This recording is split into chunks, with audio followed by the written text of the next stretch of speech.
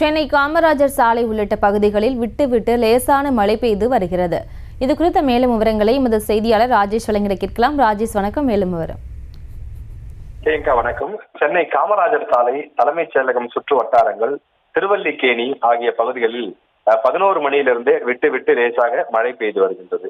இந்த மழைக்கான காரணம் கிழக்கு திசை காற்றின் வேக மாறுபாடு காரணமாக தமிழகத்தின் ஒரு சில இடங்களில், குறிப்பாக புதுவை, காரைக்கால் பகுதிகளிலும் இடி மின்னலுடன் கூடிய லேசான மழை பெய்யும் என வானிலை ஆய்வு மையம் ஏற்கனவே தெரிவித்திருந்தது. அதன்படி தற்போது சென்னையில அடையாறு, கிண்டி, பட்டினப்பாக்கம், எம்ஆர்சி நகர், மயிலாப்பூர் உள்ளிட்ட பகுதிகளிலே மிதமாக மழை பெய்து வருகின்றது. விட்டு பரவலாக பல இடங்களிலும் பெய்து வருகின்றது.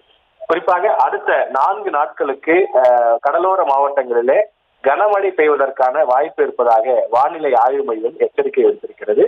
மிக்ஜான் புயல் எதிரொலியால் வெள்ள பாதிப்பு ஏற்பட்டு சென்னை உள்ளிட்ட 4 மாவட்டங்கள் மெதுவாக மீண்டு வரக்கூடிய நிலையில் மீண்டும் கனமழை என்ற இந்த அறிவிப்பு என்பது மக்கள் மத்தியிலே ஒரு முக்கிய பேசு பொருளாக மாறி இருக்கின்றது.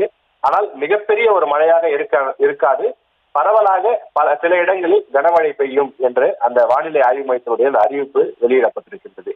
காலையிலிருந்தே வானம் மேகமூட்டத்துடனும் லேசான குளிர்காற்றும் வீசி வரக்கூடிய நிலையில் தற்போது காமராஜர் சாலை, திருவல்லிக்கேணி உள்ளிட்ட பகுதிகளில் விட்டு லேசான மழை பெய்து வருகின்றது.